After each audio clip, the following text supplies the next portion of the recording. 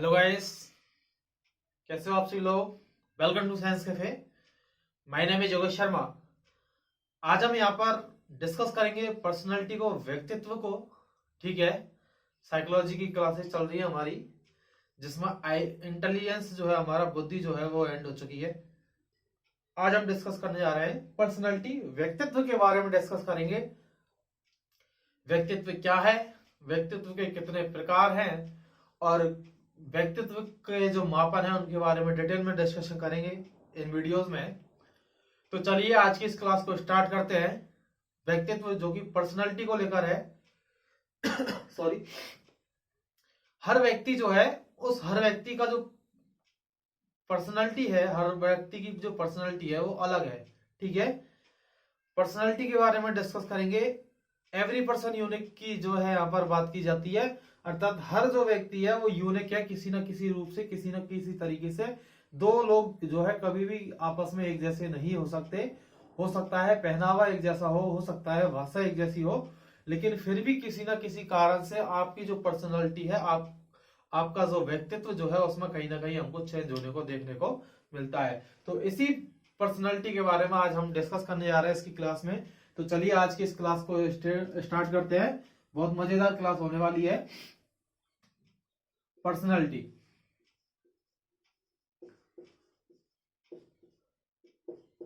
Personality जिसको हम व्यक्तित्व कहते हैं। क्या कहते हैं?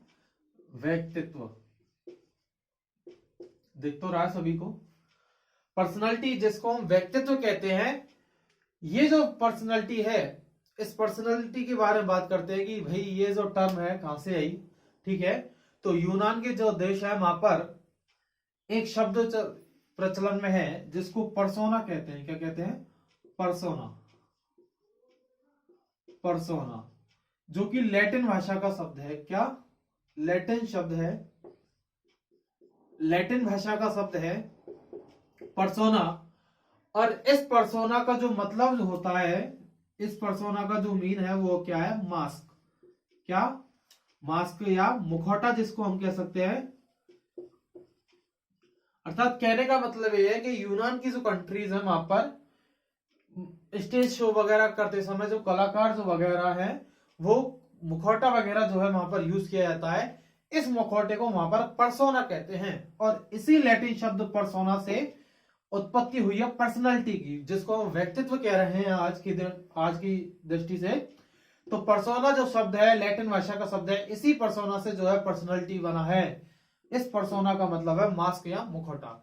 आपने देखा होगा कि हमारे भारत में भी रामलीला या रासलीलाओं का जो आयोजन होता है, वहां पर मास्क का जो है या मुखौटे का जो मुखौटा जो है वो मुंह पर जो है, चेहरे पर पहना जाता है। जैसे कि यदि कोई व्यक्ति जो है रावण का व्यक्तित्व जो है, रावण की पर्सनालिटी को यदि नवाना जा रहा है, तो रावण का जो है मास्क उसने पहना है, मुखौटा उसने पहना है, और वो खुद को जो है एज ए रावण की तरह जो है वहां पर शो ऑफ करने की कोशिश कर रहा है। ठीक है, किसी ने राम का मुखौटा पहन रखा है, तो वहां पर वो जो एक्टिविटीज करेगा वो राम भगवान के जैसी ही करेगा। अर्थात उसके जो बोलने का तरीका है, उसकी जो भाषा शैली जो है, उसका जो पहनावा है, वो सारा जो है उसी के अनुसार दिखेगा। मतलब कहीं तो रियल आइडेंटिटी जो है यहाँ पर हाइड की जाती है। मतलब जो व्यक्ति रियल में है वो वहां पर छुपाया जाता है, किसके माध्यम से? मुखौटों के माध्यम से। और किसी दूसरे व्यक्ति की जो पर्सनैलिटी है, किसी दूसरे व्यक्ति के जो व्यक्तित्व जो है, जैसे कि रामायण के माध्यम से राम भगवान के व्यक्तित्व को जो है बताया जाता है लोगों को, तो यहाँ पर जो है मुखौटे के माध्यम से, मुखौटा पहनकर जो है किसी दूसरे व्यक्ति का जो किरदार है वो वहां पर शो किया जाता है। किसमें? इस पर्सोना का मतलब क्या है? मुखौटा। आपको याद रखना है। ठीक है, तो मुखौटा बेसिकली खुद की आइडेंटिटी, जो खुद की जो मतलब रियल जो आइडेंटिटी है वो वहां पर कहीं ना कहीं हाइड हो रही है, मतलब छुपाई जा रही है, और किसी दूसरे व्यक्ति की जो पर्सनालिटी है वहां पर उसके बारे में जो है बताया जा रहा है। ठीक है, तो ये कुछ सामान्य जानकारी है पर्सनालिटी के बारे में, याद रहेगा। क्वेश्चन एग्जाम में पूछा जा सकता है। किसको लेकर? पर्सोना को लेकर जो है क्वेश्चन यहाँ पर आपसे पूछा जा सकता है कि पर्सोना जो शब्द है, इस पर्सोना शब्द से किसकी उत्पत्ति हुई है? लैटिन भाषा का शब्द है पर्सोना, इससे मिलकर बना है पर्सनालिटी, जिसको हम व्यक्तित्व कहते हैं। क्या कहते हैं? व्यक्तित्व कहते हैं। बात आ रही है समझे? मैं यहां पर लिखता हूं व्यक्तित्व। क्या? व्यक्तित्व। ठीक है, इस व्यक्तित्व को मैं यहां पर दो भागों में तोड़ सकता हूं, व्यक्ति और तत्व। ठीक है, व्यक्ति और तत्व दो भागों में तोड़ सकते हैं इसको। ये जो तत्व है ये आंतरिक भी हो सकते हैं और बाह्य भी हो सकते हैं। हो सकते हैं या नहीं हो सकते? आंतरिक और बाह्य हो सकते हैं। ठीक है, आंतरिक तत्व में मैं यहां पर आपसे बात करूं तो आंतरिक तत्व में आपका जो है एक तो मानसिक आ सकता है, मानसिक जो डेवलप, मानसिक जो पर्सनैलिटी है, और एक आ सकता है सामाजिक। क्या?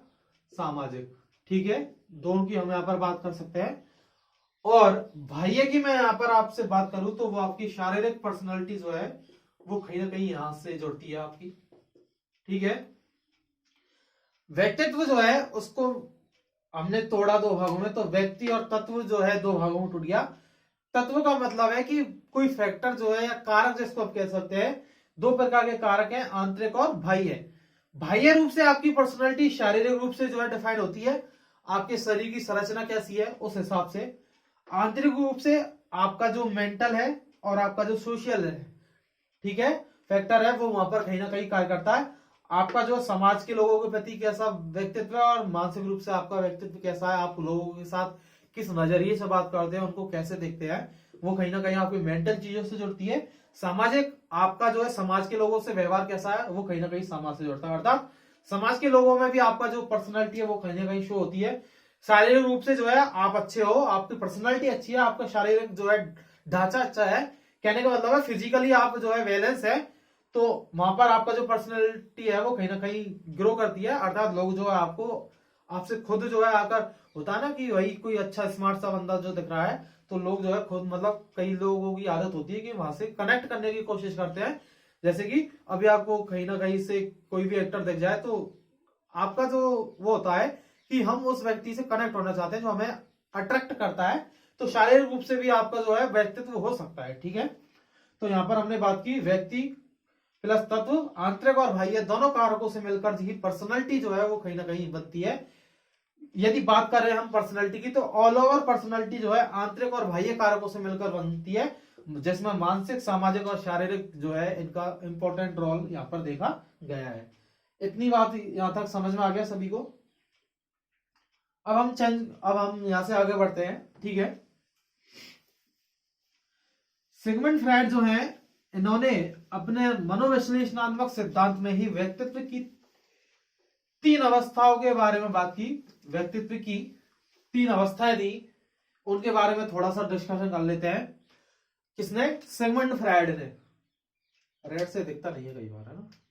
सिगमंड फ्रायड ने, सिगमंड फ्रायड जो है, सिगमंड फ्रायड ने मनोविश्लेषणात्मक सिद्धांत के अंतर्गत व्यक्तित्व की तीन अवस्थाएं दी। कितनी अवस्थाएं दी? तीन अवस्थाएं दी इन्होंने व्यक्तित्व की, जिसको हम इड, ईगो, ज्यादा छोटा हो गया बस, इड, ईगो और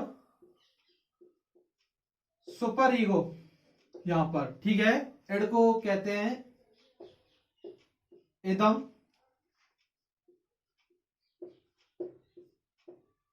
अहम, और यहां पर इसको कहेंगे परम अहम। ठीक है, ये आपको याद रखना है। इड जो होता है इसको इच्छाओं की जननी कहते हैं, मतलब बहुत खतरनाक इंसान है भाई ये, इसका ध्यान रखना आप, कभी भी आपको कहीं पे भी पिटवा सकता है। ठीक है, इच्छाओं की जननी है, हर व्यक्ति की अनेक इच्छाएं होती है, इच्छाएं कभी समाप्त नहीं होती है। ठीक है, आपने देखा होगा कि बच्चा जो है बाजार जाता है माँ के साथ, और बहुत ज्यादा इच्छाएं होती है खिलौने की, खिलौने लेने की, तो ज्यादा जब इच्छाएं होती हैं तो माँ उसको एक दो बार चाटा लगा देती है रास्ते में। ठीक है, तो इद जो है वो आपको पिटवा सकता है, याद रख लेना, खतरनाक इंसान है ये इद। इद की हम बात करें तो ये प्लेजर प्रिंसिपल पर जो है वो बेस्ड होता है। प्लेजर, प्लेजर प्रिंसिपल जो है, इस प्लेजर प्रिंसिपल पर ये जो बेस्ड होता है इद। ईगो की हम यहां पर बात करेंगे तो रियलिटी, रियलिटी प्रिंसिपल पर बेस्ड होता है। और हम यहां पर बात करेंगे किसकी? सुपर ईगो की, तो ये मॉरलिटी प्रिंसिपल पर बेस्ड होता है। ठीक है, मॉरलिटी प्रिंसिपल पर कहीं ना कहीं बेस्ड होता है। ठीक है, इनको इच्छाओं की जननी कहते हैं। ईगो जो है दोनों के बीच में, इड और सुपर ईगो के बीच में एक तरीके से पुलिसमैन या रेफरी की तरह कार्य करता है। अहम जिसको हम कहते हैं, मोस्टली जो लोग हैं, पीपल जो है, मोस्टली जो लोग हैं, वो किसी भी पर्सनालिटी को ईगो से कहीं ना कहीं कनेक्ट करते हैं कि इस इंसान में बहुत ईगो है। ठीक है, वो ईगो अलग है। यहाँ पर मनोविश्लेषणवाद का जो सिद्धांत है, इसमें सिगमंड फ्रायड ने ईगो को अहम से जोड़ा है और कहा है कि भाई जब भी इड या सुपर ईगो जब भी कहीं ना कहीं इफेक्टिव होता है, बहुत ज्यादा प्रभावी देखने को मिलता है, तो ये जो ईगो है इन दोनों को कंट्रोल करने का कार्य करता है। अर्थात कहीं ना कहीं एक अलग ही रास्ता निकाल के जो है ये ईगो जो है यहाँ पर देता है। अर्थात सेटिस्फेक्शन जहां होता है उस रास्ते में, उस रास्ते की बात करता है। दोनों को बैलेंस करने का जो कार्य करेगा वो इड होगा। ठीक है, सुपर ईगो की बात करें, परम मॉरलिटी प्रिंसिपल पर जो है आधारित होते हैं इससे जुड़े हुए लोग। अर्थात कहें तो हम मॉरलिटी आदर्शवादी होते हैं। अर्थात उनके जो है खुद के कुछ सिद्धांत होते हैं, उन्हीं सिद्धांत या उन्हीं आदर्शों पर जो है ये कहीं ना कहीं टिके हुए होते हैं। तो ये कुछ बात थी सिगमंड फ्रायड के व्यक्तित्व की। इसको यदि डिटेल में पढ़ना है तो मनोविश्लेषणवाद की थ्योरी पढ़िए आप सिगमंड फ्रायड की, जिसमें इड, ईगो और सुपर ईगो की बात की गई है। ठीक है, चलते हैं अब यहां से इसी क्रम में आगे। भाई पर्सनालिटी की बात की, पर्सनालिटी व्यक्तित्व की हमने यहां पर बात की। इसी पर्सनालिटी में हम आगे बढ़ते हुए कुछ परिभाषाओं के बारे में बात कर लेते हैं। ठीक है, कुछ परिभाषाओं के बारे में हम यहां पर बात करेंगे। वाटसन जो है, क्या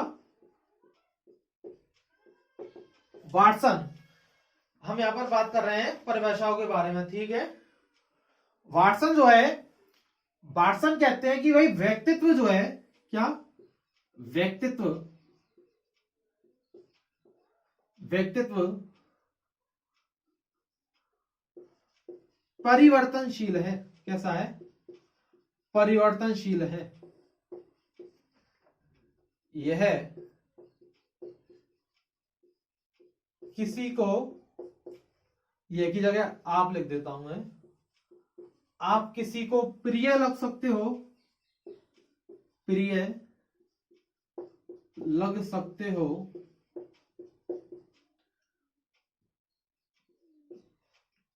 हो, और किसी को अप्रिय। ठीक है, बात आई समझ में? वाटसन ने बहुत सही बात कही है कि व्यक्तित्व जो है परिवर्तनशील है। आप किसी को प्रिय लग सकते हो और किसी को आप अप्रिय लग सकते हो। कहने का मतलब है कि एक ही इंसान है, उस इंसान का व्यक्तित्व जो है, दो अलग अलग इंसान उस व्यक्तित्व को जो है अलग अलग नजरिए से देखते हैं। आप किसी के लिए बहुत अच्छे हो तो आप किसी के लिए बहुत बुरे हो, रीजन कोई भी हो सकता है। ठीक है, पर्सनैलिटी एक ही है, व्यक्तित्व एक ही है, पर्सन एक ही है, लेकिन उसको देखने वाले जो लोग हैं उनका नजरिया उस पर्सनैलिटी के प्रति या उस व्यक्तित्व के प्रति या उस व्यक्ति के प्रति जो है, उन दो लोगों का जो नजरिया है वो अलग अलग हो सकता है। एक जो है आपसे बहुत ज्यादा प्रभावित हो, एक हो सकता है आपसे बहुत ज्यादा प्रभावित नहीं हो। ठीक है, जैसे कि कोई व्यक्ति जो है हो सकता है कि भाई शाहरुख खान का फैन हो, दूसरा ही खड़ा हो शाहरुख खान का फैन नहीं हो, उसके बारे में बुराई कर रहा हो। ठीक है, पर्सनालिटी एक ही है, व्यक्तित्व एक ही है, लेकिन उस व्यक्तित्व की निंदा करने वाले भी पाए जाएंगे और प्रशंसा करने वाले भी बात पाए जाएंगे। महात्मा गांधी की हम बात करें तो महात्मा गांधी को चाहने वाले पूरे देश और दुनिया में है, लेकिन आज भी हम बात करें तो इंडिया के परिप्रेक्ष्य में कुछ लोग जो है महात्मा गांधी के विरुद्ध बोलने लग जाएंगे। ठीक है, तो समझ में आया, पर्सनालिटी एक है लेकिन उस पर्सनालिटी को दो अलग अलग लोग जो है अलग अलग नजरिए से देखते हैं। तो आप किसी के लिए प्रिय भी हो सकते हो और आप किसी के लिए अप्रिय भी हो सकते हो। बिल्कुल सही बात कही है वाटसन ने। अरस्तु ने भी एक बात कही थी पर्सनालिटी के परिप्रेक्ष्य में, पर व्यक्तित्व के बारे में, कि भाई व्यक्तित्व जो है, किसी भी व्यक्ति का व्यक्तित्व जो है वो परिवर्तनशील है। कैसा है? परिवर्तनशील है। ठीक है, ये जो परिवर्तनशील जो व्यक्तित्व है, हम यहां पर बात कर रहे हैं व्यक्तित्व के बारे में, तो व्यक्तित्व जो है वो कहीं ना कहीं कैसा है? डायनेमिक है। कैसा है? डायनेमिक। व्यक्तित्व कैसा है? डायनेमिक, मतलब चेंजेबल है, परिवर्तनशील है। कैसा है? परिवर्तनशील है। ठीक है, हम यहां पर बात करें व्यक्तित्व की ही, तो व्यक्तित्व जो होता है वो यूनिक होता है। कैसा होता है? यूनिक, या जिसको हम स्पेसिफिक कह सकते हैं, स्पेसिफिक होता है। कैसा होता है? स्पेसिफिक होता है, मतलब हर जो व्यक्ति है उस हर व्यक्ति का जो व्यक्तित्व है वो क्या है? स्पेशल है खुद के लिए। मैं यहां पर बात करूं तो दो जुड़वा जो बालक हैं उनकी जो पर्सनालिटी है वो भी क्या होती है? अलग अलग पाई जाती है। उनका जो पहनावा है वो अलग हो सकता है, उनका जो बोलने का तरीका है वो अलग हो सकता है, उनकी पर्सनालिटी जो है, उनकी जो शारीरिक फिजिकल बैलेंस की हम बात करते हैं तो वो भी दोनों की अलग अलग हो सकती है। मतलब दो जो व्यक्ति है वो कभी भी समान नहीं हो सकते। तो इसलिए कहा जाता है कि एवरी पर्सन इज यूनिक है। हर व्यक्ति जो है विशिष्ट है। यहाँ पर किसी ना किसी रूप से उसमें जो है कुछ ना कुछ जो है उसमें अच्छाइयां जरूर पाई जाती है। यूनिक होता है, स्पेसिफिक होता है। आप किसी और की बनने की कोशिश ना करें, आप खुद जैसे हैं वैसे परफेक्ट है, यूनिक हैं आप। ठीक है, हम होता है ना कि लोगों को कॉपी करने की कोशिश करते हैं। कोई किसी का फैन है, कोई किसी का फैन है, कोई किसी को आइडियल माना अच्छा है। आप स्वामी विवेकानंद को अपना आइडियल मानते हो, बहुत अच्छी बात है। हम उनकी चीजों को ग्रहण करते हैं, उनके द्वारा कही गई बातों को एब्जॉर्ब करते हैं, अपने पर्सनालिटी में डालने का प्रयास करते हैं। उन्होंने जो बातें कही है, उन्होंने जो कार्य किए हैं, उन कार्यों से हम सीख लेकर खुद एक अच्छा कार्य कर सकते हैं। लेकिन हमें किसी को कॉपी नहीं करना चाहिए। ठीक है, क्योंकि आपका जो टैलेंट है, आप जिस हिसाब से जिस कारण से आप यूनिक हैं, वो आपका जो कारण है वो हो सकता है आप किसी दूसरे को कॉपी करने में उस कारण को भूल जाएं। ठीक है, तो आपका जो गुण है, आपका जो स्पेसिफिक है, वो कहीं ना कहीं जो हो सकता है कि दब जाए। इसलिए हर पर्सन जो है यूनिक होता है। एवरी पर्सन इज यूनिक है। कहीं ना कहीं हम विशिष्ट है, और हमारा जो यूनिक जो है, हम जो यूनिक है वो किसी ना किसी रीजन से होते हैं। वो हमें बाद में पता चल जाती है चीजें कि हम किस वजह से यूनिक है। ठीक है, तो पर्सनालिटी जो है, एवरी पर्सन जो है यूनिक है, स्पेसिफिक है, खुद एक विशिष्ट है। व्यक्तित्व जो है परिवर्तनशील होता है, चेंजेबल होता है। आज से 5 साल पहले जैसे हम थे वैसे आज नहीं है, आने वाले 5 साल में हम वैसे नहीं रहेंगे जैसे आज है। मतलब ये नहीं है कि आपका जो है बिहेवियर चेंज हो जाएगा, थोड़ा बहुत चेंज देखने को मिलता है, मेजर और माइनर। पर्सनालिटी की हम बात करते हैं तो फिजिकल पर्सनालिटी भी हमारी देखी जाती है। हो सकता है कि आप आज से जो है 5 साल पहले बहुत कमजोर थे, 5 साल बाद आप में जो है ग्रो हुई। ठीक है, आप अच्छे स्पष्ट हो गए। तो कहीं ना कहीं ये सारी चीजें पर्सनालिटी से कहीं ना कहीं जुड़ी हुई दिखाई देती है। अर्थात कहने का मतलब ये है कि क्वेश्चन यदि पूछा जाए कि व्यक्तित्व कैसा है, तो व्यक्तित्व जो है आपको याद रखना है परिवर्तनशील है। कैसा है? परिवर्तनशील है, चेंजेबल है, चेंज होता रहता है। ठीक है, ये जो व्यक्तित्व है हमारा, इस व्यक्तित्व को मेनली रूप से हम कहें तो दो कारक जो है बहुत ज्यादा प्रभावित करेंगे। एक तो आपका जेनेटिक्स है, जेनेटिक्स, और कहीं ना कहीं हम बात करें तो एनवायरमेंट जो है, क्या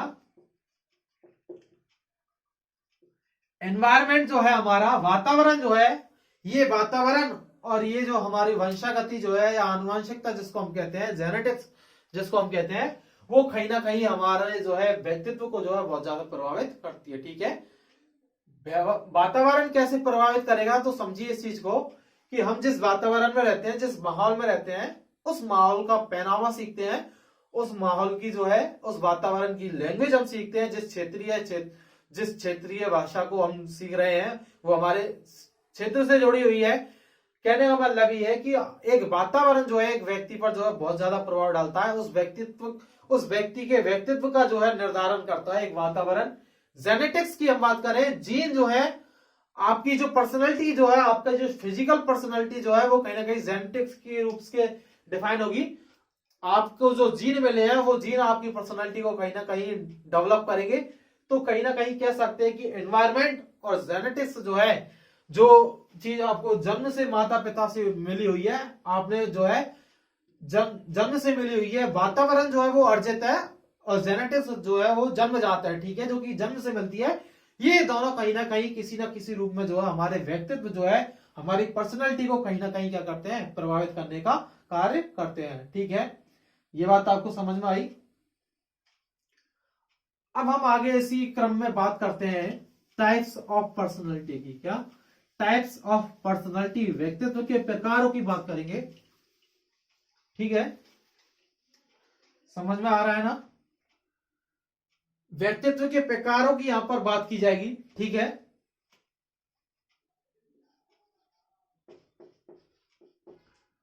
व्यक्तित्व के प्रकार,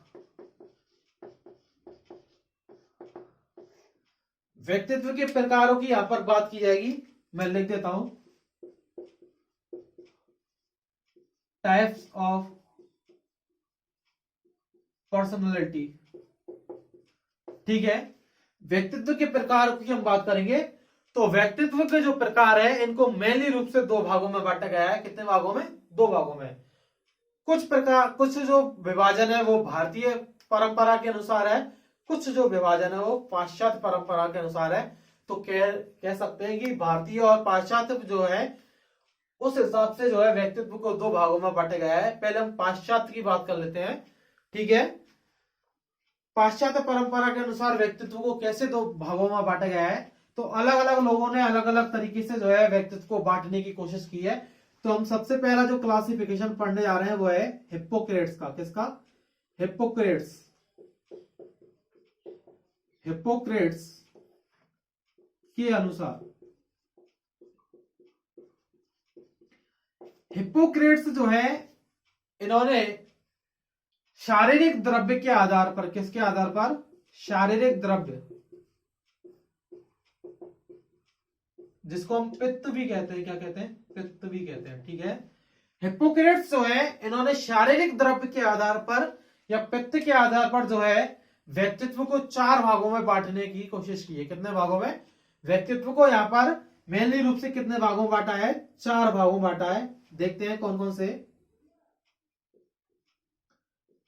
लाल पित्त, सेकंड है पीला पित्त। ठीक है, थर्ड नंबर है काला पित्त। काला पित्त, क्या? लाल पित्त, पीला पित्त, काला पित्त, और फोर्थ है कफ पित्त। ठीक है, कफ पित्त। चार प्रकार के पित्त की यहां पर बात की गई है। किसके द्वारा? हिप्पोक्रेट्स के द्वारा, याद रखना है। ठीक है, बात करते हैं लाल पित्त की। तो लाल पित्त वाले जो लोग होते हैं, ठीक है, ये आशावादी होंगे। कैसे होंगे? आशावादी, होपफुल होंगे, खुश मिजाज होंगे। ठीक है, कैसे होंगे? खुश मिजाज होंगे, आशावादी होंगे। ठीक है,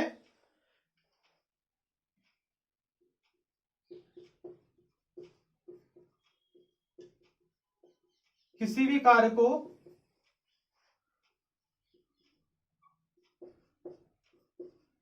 शीघ्रता से करेंगे। ठीक है, किसी भी कार्य को कैसे करेंगे? जल्दी करेंगे। ठीक है, शीघ्रता से। पीले पित्त वाले लोगों की हम बात करें तो ये कहीं ना कहीं ईर्ष्यालु होते हैं। कैसे होते हैं? ईर्ष्यालु होते हैं, तुनक मिजाज होते हैं। कैसे होते हैं? तुनक मिजाज होते हैं। ठीक है, बात करें तो दूसरों में कमियां ढूंढने वाले लोग हैं। कैसे? दूसरों में कमियां ढूंढने वाले, अर्थात दूसरे लोग जो है उनमें कमियां ढूंढेंगे, खुद में नहीं देखेंगे। दूसरों, होते हैं ना कई लोग जो बात करते हैं दूसरों में कि ये ऐसा है, ये वैसा है, खुद के अंदर नहीं देखते, दूसरों के अंदर ज्यादा देखते हैं। दूसरों की कमियों को निकालने का प्रयास करते हैं, खुद के अंदर जो कमियां हैं उन पर उनका कोई फोकस नहीं होता है। तो ऐसे जो लोग हैं वो पीले पत्ते से कहीं ना कहीं जोड़ते हैं। काले पित्त वाले लोगों की हम बात करें, क्या? काले पित्त वाले लोगों की हम यहां पर बात करें तो ये निराशावादी होंगे। कैसे होंगे?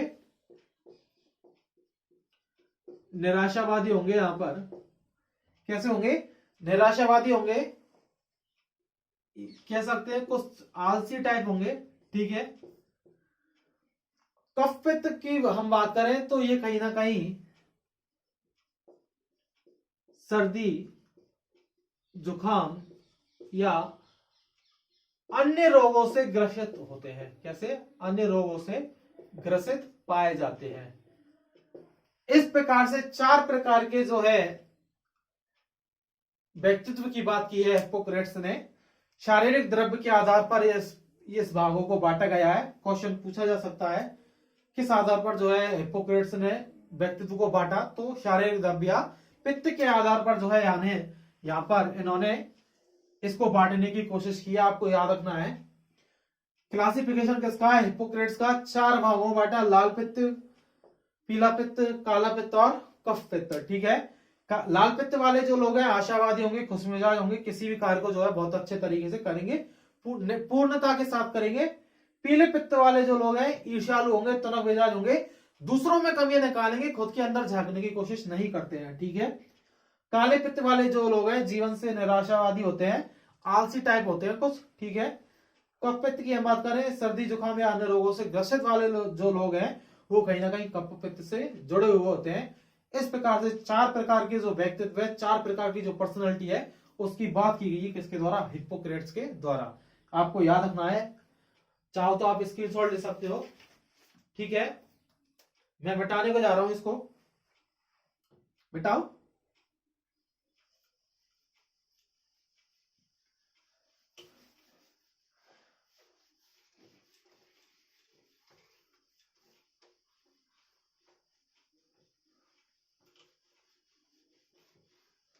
बात करते हैं नेक्स्ट क्लासिफिकेशन जो है।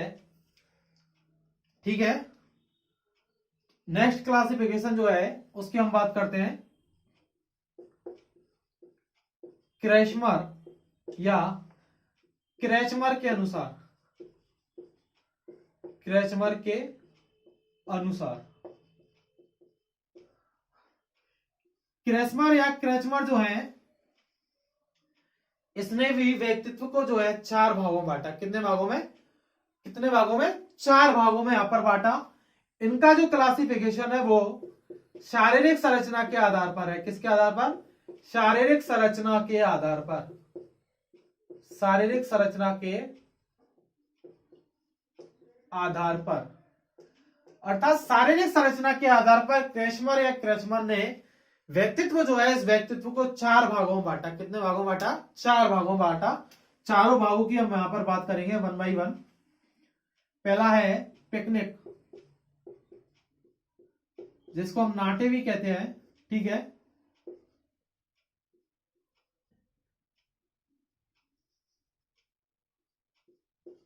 सूक्ष्म काय।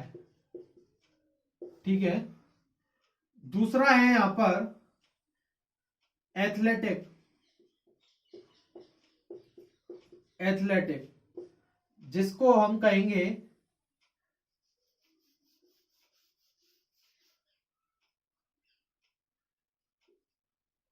Picnic, athletic, asthenic.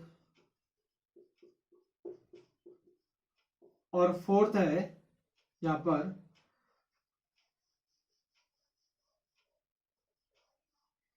Dysplastic. Dysplastic.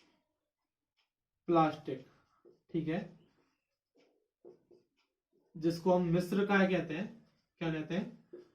मिस्र काय। एस्थेनिक को हम कहते हैं क्षीण काय। ठीक है। सोडोल काय, इसको आप कह सकते हो सोडोल काय। ठीक है। 4 प्रकार के व्यक्तित्व की बात की है क्रेचमर या क्रेचमर ने अपने इस वर्गीकरण में। शारीरिक संरचना के आधार पर, किसके आधार पर? शारीरिक संरचना के आधार पर इन्होंने व्यक्तित्व को 4 भागों में बांटा है। पिकनिक, एथलेटिक, एस्थेनिक और डिस्प्लास्टिक। ठीक है। 4 भागों में बांटा है। चारों भागों के बारे में बात करते हैं। पिकनिक वाले जो लोग होते हैं, पिकनिक वाले जो लोग होते हैं इनका कद कैसा होता है? छोटा होता है। कैसा होता है? छोटा होता है। खुश मिजाज होते हैं, सदैव हंसते रहते हैं। ठीक है। एनर्जेटिक होते हैं। ठीक है। फुर्तीले होते हैं। फुर्तीले होते हैं, ठीक है। आपको याद रखना है ये चीजें। कैसा होंगे? कद छोटा होगा, खुशमिजाज होंगे, फुर्तीले प्रवृत्ति के होंगे। कौन से लोग? पिकनिक वाले जो लोग हैं, ठीक है, लेकिन आलसी भी होते हैं, आलसी भी होते हैं, ठीक है, याद रखना। एथलेटिक्स जो है, जो कि एथलीट से जोड़ते हैं कहीं ना कहीं, फिजिकल बात करें बैलेंस की, तो बहुत मजबूत पाया जाता है, अर्थात शारीरिक रूप से जो है बैलेंस होते हैं, शारीरिक संतुलन पाया जाता है इनमें, शारीरिक संतुलन, फिजिकली फिट होंगे, कहने का मतलब ये है, ठीक है। खिलाड़ी वगैरह सभी इसी से जोड़ेंगे। मानसिक रूप से स्वस्थ, क्या? मानसिक स्वस्थ, ठीक है। सक्रिय होंगे, कैसे होंगे? सक्रिय होंगे, ठीक है, एक्टिव देखे जाएंगे, शारीरिक संतुलन से जुड़े हुए लोग। एस्थेनिक की हम बात करें, छीड़का है, पतले दुबले जो लोग हैं, क्या? पतले दुबले लोग, इनको देखा होगा आपने, ये चिड़चिड़े से होते हैं, ठीक है, निराशावादी होते हैं, अर्थात बहुत ज्यादा निराशावादी होते हैं। निराशावादी जो लोग होते हैं वो एस्थेनिक या छीनकाय से होते हैं। दुबले पतले जो लोग हैं वो निराशावादी होते हैं। डिस्प्लास्टिक की हम यहां पर बात करें तो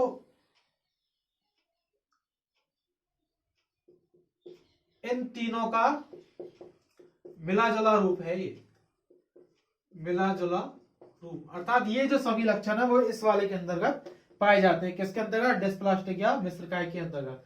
मेनली क्वेश्चन जो पूछेगा वो तीनों में से पूछा जाता है कई बार, ठीक है, आपको याद रखना है।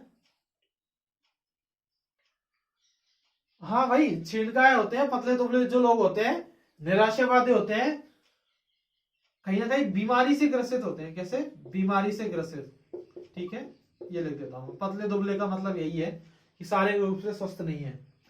डिस्प्लास्टिक का मतलब है तीनों का मिला जुला रूप। ये जो क्लासिफिकेशन है किसके अनुसार है? क्रेशमर या क्रेशमर के अनुसार है, ठीक है, याद रखना है,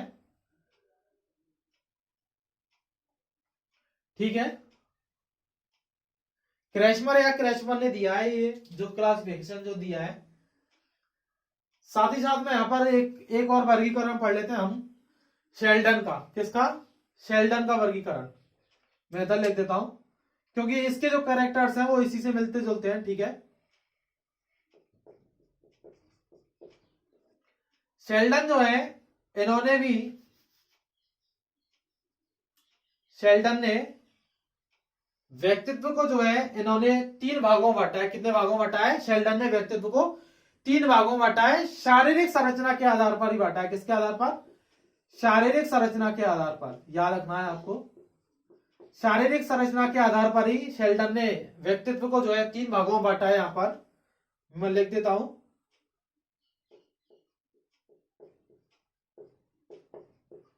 एंडोमॉर्फिक, ठीक है,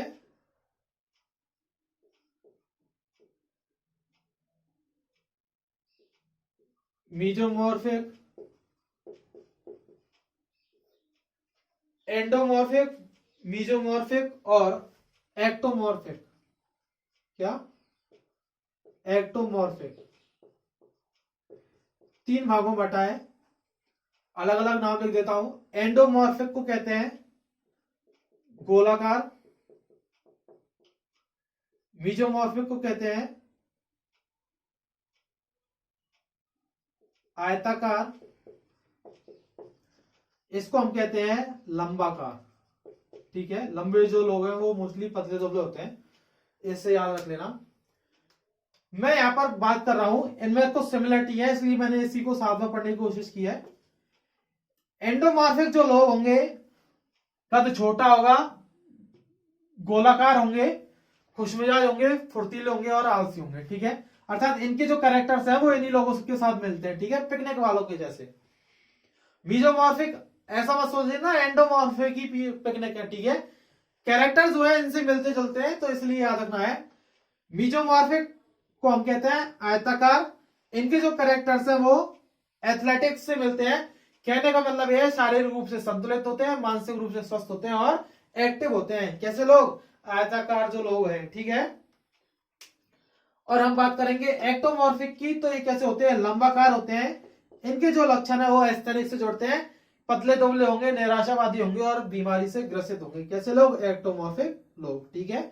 तो इस प्रकार से यहाँ पर आपको याद रखना है क्वेश्चन में क्रेशमर और शेल्डन जो है, इन दोनों ने अपना जो क्लासिफिकेशन है वो किसके आधार पर दिया है, शारीरिक संरचना के आधार पर जो है यहाँ पर पर्सनालिटी को शेल्डन ने 3 भागों में बांटा है और क्रेशमर ने यहाँ पर 4 भागों में बांटा है। तो ये क्लासिफिकेशन जो है आपको याद रखना है, एग्जाम पॉइंट ऑफ व्यू से इंपॉर्टेंट है इसलिए, ठीक है।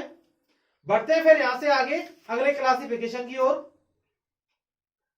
ठीक है। मिटाता हूं मैं इसको, समझ में आ रहा है ना।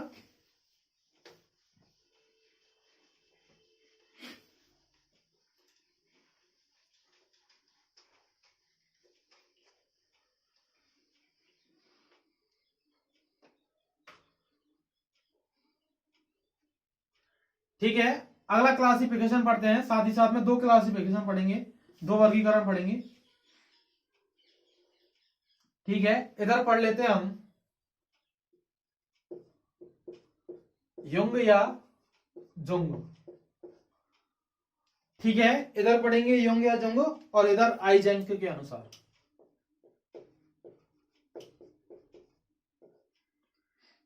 ठीक है। पहले युंग या जुंग का क्लासिफिकेशन हम पढ़ लेते हैं यहां पर।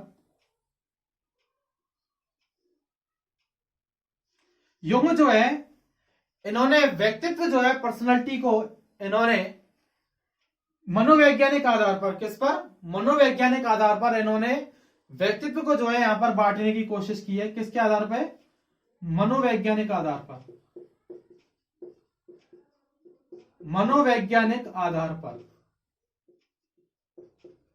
मनोवैज्ञानिक आधार पर इन्होंने व्यक्तित्व का जो है क्लासिफिकेशन किया था। किसने, युंग या जुंग जिनको आप कह सकते हैं। बात करते हैं कितने भागों में बांटा था यहां पर, तो देखिए मेनली रूप से इन्होंने व्यक्तित्व को 3 भागों में बांटने की कोशिश की है। कितने भागों में, 3 भागों में, अंतर्मुखी,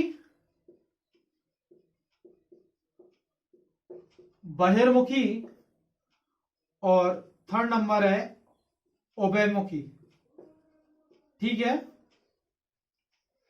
सॉरी, अंतर्मुखी वाले जो लोग हैं, अंतर्मुखी, ठीक है, हंसते भी मन ही मन में ही है, ठीक है, खुल के भी नहीं हंसेंगे, ठीक है। अंतर बातों को जो है अंदर ही अंदर जो है रिपीट करते हैं, किसी से कहते नहीं है अपनी बात को, ठीक है। मतलब साइलेंट जो है बहुत ज्यादा रहते हैं, बात आ रही है समझे, अपनी बातों को किसी से शेयर नहीं करते हैं, अकेले रहने की कोशिश करते हैं। कैसे लोग, अंतर्मुखी वाले जो लोग होते हैं ये अकेले रहने की कोशिश करते हैं, शर्मीले होते हैं, संकोची प्रवृत्ति के होते हैं। लिख देता हूं,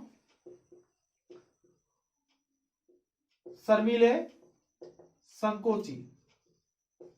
मेरे से भी वैसे काफी लोग कहते हैं कि शर्मीला होता है, ठीक है, लेकिन मैं ऐसा हूं नहीं, वो ये देख लें। अंतर्मुखी कैसे होते हैं, शर्मीले होते हैं, संकोची होते हैं, सामाजिक कार्यों में हिस्सा नहीं लेते हैं, सामाजिक कार्यों में हिस्सा नहीं लेते हैं, नहीं लेते हैं, ठीक है। आजाद समाज के लोगों में मिलना जुलना जो है ये पसंद नहीं करते हैं, उनको अच्छा नहीं लगता है। शर्मीले होते हैं, संकोची होते हैं, अपनी बात किसी से नहीं कहेंगे, हंसेंगे तो भी मन ही मन में हंसेंगे, ताकि दूसरे व्यक्ति को जो है पता नहीं चल जाए कि ये अंतर्मुखी व्यक्ति हंस रहा है, ठीक है। इनसे आप कोई भी बात कहोगे, सीक्रेट बात बिल्कुल सीक्रेट ही रहेगी, किसी से नहीं कहेंगे, दूसरे पर्सन को भनकता नहीं लगेगी आपने इनको क्या कहा है, ठीक है। वो 100 बार पूछेगा तो भी नहीं बताएंगे, ठीक है, क्योंकि आप उसको मना कर चुके हो, अंतर्मुखी है, ठीक है। बहिर्मुखी की हम यहां पर बात करें तो बहिर्मुखी जो व्यक्ति है, ये बहिर्मुखी व्यक्ति हम यहां पर बात करें तो सभी में आसानी से घुल जाते हैं, सामाजिक कार्यों में हिस्सा लेते हैं, सामाजिक कार्यों में भागीदारी लेते हैं बढ़ चढ़ के, खुशमिजाज होते हैं। कैसे होते हैं, खुशमिजाज प्रवृत्ति के होते हैं, ठीक है, मजाकिया होते हैं। कहने का मतलब यह है मजाकिया होंगे, आसानी से सबसे बातें करेंगे, सब में आसानी से घुल मिल जाएंगे। बहिर्मुखी होंगे, समाज के कार्यों में जो है बढ़ चढ़कर भागीदारी ली जाएगी, यहाँ पर हर किसी से अपनी बात को शेयर करेंगे। तो बहिर्मुखी व्यक्तित्व है, अच्छा भी रहता है, ठीक है। उभयमुखी जो है, ये व्यक्ति बहिर्मुखी व्यक्ति किसी की बात को नहीं बचाएगा। आपने गलती से इसको बोल दिया ना कि भाई ये बात है और किसी से नहीं कहनी है, तो ये डेफिनेटली कहेगा। इस व्यक्ति से आप कभी भी भरोसा नहीं कर सकते कि ये आपकी बात को किसी से नहीं कहेगा। ये 100% श्योर है कि आपने मना किया तो ये 100% कहेगा ही कहेगा, क्योंकि रह नहीं सकता ये कहेगा, ठीक है, क्योंकि बात ही ऐसी है इसकी। उभयमुखी जो है, इन दोनों का मिला जुला जो रूप है, मैं यहां पर लिख देता हूं, अंतर्मुखी प्लस बहिर्मुखी। अंतर्मुखी प्लस बहिर्मुखी दोनों का जो मिला जुला रूप है वो क्या है? उभयमुखी, ठीक है, ये चीज आपको याद नहीं है। तो युंग या जुंग जो है, इन्होंने मनोवैज्ञानिक आधार पर व्यक्तित्व का क्लासिफिकेशन दिया है, जिसमें अंतर्मुखी, बहिर्मुखी और उभयमुखी की यहां पर बात की गई है। आई होप कि आपको ये जो है समझ में आ गया होगा। बात करते हैं आइजैक के अनुसार क्लासिफिकेशन की। आइजैक के अनुसार ये जो क्लासिफिकेशन है, इसकी हम यहां पर बात करते हैं। ये आ तो गए ना समझ में तीनों? आइजैक जो है, आइजैक के अनुसार क्लासिफिकेशन की हम यहां पर बात करते हैं। आइजैक ने अपने इस क्लासिफिकेशन को, इन्होंने भी मनोवैज्ञानिक आधार पर दिया था। किसके आधार पर? मनोवैज्ञानिक आधार पर। मनोवैज्ञानिक आधार पर इन्होंने अपना ये वर्गीकरण दिया था। इसमें इन्होंने व्यक्तित्व के, एक तरीके से हम कहें तो 3 प्रकार के जो है शील गुण दिए हैं। व्यक्तित्व के शील गुण जिनको कह सकते हैं, ये शील गुण इन्होंने दिए हैं। देखते हैं कौन कौन से शील गुण दिए इन्होंने यहाँ पर। व्यक्तित्व के तीनों शील गुणों के बारे में बात करेंगे। अंतर्मुखता से बहिर्मुखता, अर्थात अंतर्मुखी और बहिर्मुखी की बात की गई है। स्थिरता से अस्थिरता, ठीक है। ये शील गुण है 3 प्रकार के, ठीक है। मनोविकृति, मनोविकृति से संवेग नियंत्रक, संवेग नियंत्रक, 3 प्रकार के शील गुण इन्होंने दिए हैं मनोवैज्ञानिक आधार पर। किसने? आइजैक ने। आपको याद रखना है, अंतर्मुखी से बहिर्मुखी, स्थिरता से अस्थिरता की ओर, और मनोविकृति से जो है संवेग नियंत्रक की तरफ जो है इन्होंने 3 प्रकार के शील गुण दिए हैं। आपको याद रखना है। दोनों ही क्लासिफिकेशन आपसे बात की जाए तो यहाँ पर आइजैक और जो जुंग का जो क्लासिफिकेशन है पर्सनालिटी का, वो मनोवैज्ञानिक आधार पर जो है इन्होंने ये क्लासिफिकेशन दिया है। आप चाहो तो इसको स्क्रीनशॉट ले सकते हो।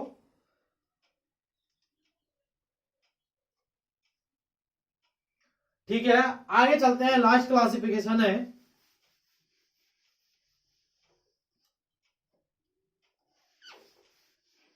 स्प्रेंगर का। लास्ट क्लासिफिकेशन है, इसको अब देखते हैं स्प्रेंगर क्या कहते हैं पर्सनालिटी के क्लासिफिकेशन के बारे में।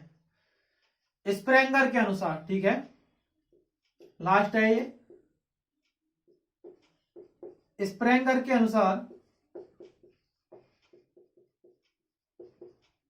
व्यक्तित्व के प्रकार, ठीक है। स्प्रेंगर जो है, इन्होंने लिख देता हूं, समाज शास्त्रीय आधार पर, क्या? समाज शास्त्रीय आधार पर स्प्रेंगर ने समाज शास्त्रीय आधार जो है उस पर इन्होंने, इस आधार पर जो है स्प्रेंगर ने व्यक्तित्व का वर्गीकरण दिया है, ठीक है। और इन्होंने यहां पर व्यक्तित्व को मेनली रूप से 6 भागों में बांटा है। कितने भागों में? 6 भागों में यहां पर इन्होंने व्यक्तित्व को बांटा है। किसने? स्प्रेंगर ने। देखते हैं 6 भाग कौन कौन से हैं। पहला है सामाजिक, ठीक है। दूसरा है सैद्धांतिक, तीसरा है यहां पर सामाजिक, सैद्धांतिक यहां पर हम बात करें राजनीतिक, कुछ लोग जो है नेता बने डोलते हैं, वो वाले लोग हैं, उनकी पर्सनालिटी पॉलिटिशियन जैसी होती है। सामाजिक, सैद्धांतिक, राजनीतिक, धार्मिक, ठीक है, धार्मिक,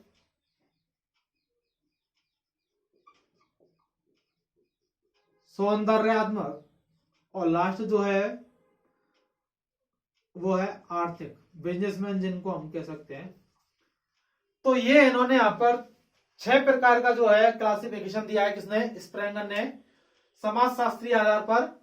कहने का मतलब यह है कि कुछ लोगों का जो व्यक्तित्व है वो सामाजिक होता है, सोशल जो भाग है, सोशली जो कार्यक्रम है, समाज के जो कार्यक्रम है उनमें बढ़ चढ़ के हिस्सा लिया जाता है, सामाजिक होते हैं फुल्ली। समाज का कार्य जहां पर देखने को मिलेगा, समाज से जुड़ी हुई क्रियाएं जहां पर देखने को मिलेंगी, वहां पर ये जो है तुरंत रूप से एक्टिव होकर जो है पहुंचते हैं और वहां पर कार्यों में अपना योगदान देते हैं। सामाजिक होते हैं फुल्ली रूप से कहें तो। सैद्धांतिक जो होते हैं, इनके कुछ खुद के बनाए हुए सिद्धांत है, उन्हीं सिद्धांत पर इनकी जो पर्सनैलिटी है वो चलती है, उन्हीं सिद्धांतों पर ये कार्य करते हैं कहीं ना कहीं, ठीक है। राजनीतिक, ये किसी न किसी पार्टी या पॉलिटिशियन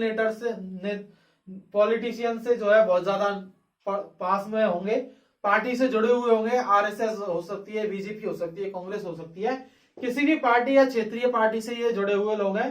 पॉलिटिक्स जो है उसमें कहीं ना कहीं बहुत ज्यादा इंटरेस्ट रखते हैं, ठीक है। वो राजनीतिक, उनका व्यक्तित्व जो है राजनीतिक होगा, उनकी बातें ऐसी होंगी, उनका पर्सनालिटी जो है, उनका पहनावा भी ऐसा होगा। धार्मिक जो लोग हैं, इनके व्यक्तित्व को आप भलीभांति पहचान सकते हो। साधु महात्मा जो लोग होते हैं, मौलवी होते हैं, ठीक है, जितने भी धार्मिक जो संत हैं, धार्मिक जो गुरु है, वो इस व्यक्तित्व से कहीं ना कहीं जुड़े हुए होते हैं, धार्मिक व्यक्तित्व से। सौंदर्यात्मक की बात करें तो हम फैशन डिजाइनर जो हैं, जो ब्यूटिशियन जो है, वो सभी इसी पर्सनालिटी से जुड़ते हैं, ठीक है। और आर्थिक की हम बात करें तो बिजनेसमैन जो लोग हैं वो कहीं ना कहीं अपने इस व्यक्तित्व से जो है कहीं ना कहीं जुड़ते हैं। इस प्रकार स्प्रेंगर ने अपने इस क्लासिफिकेशन में, जो कि समाजशास्त्रीय आधार पर दिया था, व्यक्तित्व को 6 भागों में बांटने की कोशिश की है। यह आपको याद रखना है, एग्जाम पॉइंट ऑफ व्यू से ज्यादा इंपॉर्टेंट नहीं है, लेकिन फिर भी आपको याद रखना है, ठीक है। आज की इस क्लास को यहीं पर एंड करते हैं। अगली क्लास में हम पढ़ेंगे कि भारत के परिप्रेक्ष्य में व्यक्तित्व को कैसे जो है क्लासिफाई किया गया, उन प्रकारों की यहाँ पर डिटेल में बात की जाएगी। यदि आपको आज की वीडियो पसंद आई है तो चैनल को सब्सक्राइब करें, साथ ही साथ अपने दोस्तों को शेयर करें, जिससे कि उन्हें भी इस वीडियो का फायदा मिले। मिलते हैं फिर नेक्स्ट क्लास में, तब तक के लिए अपना ख्याल रखिएगा, खुश रहिएगा। Thank you, bye.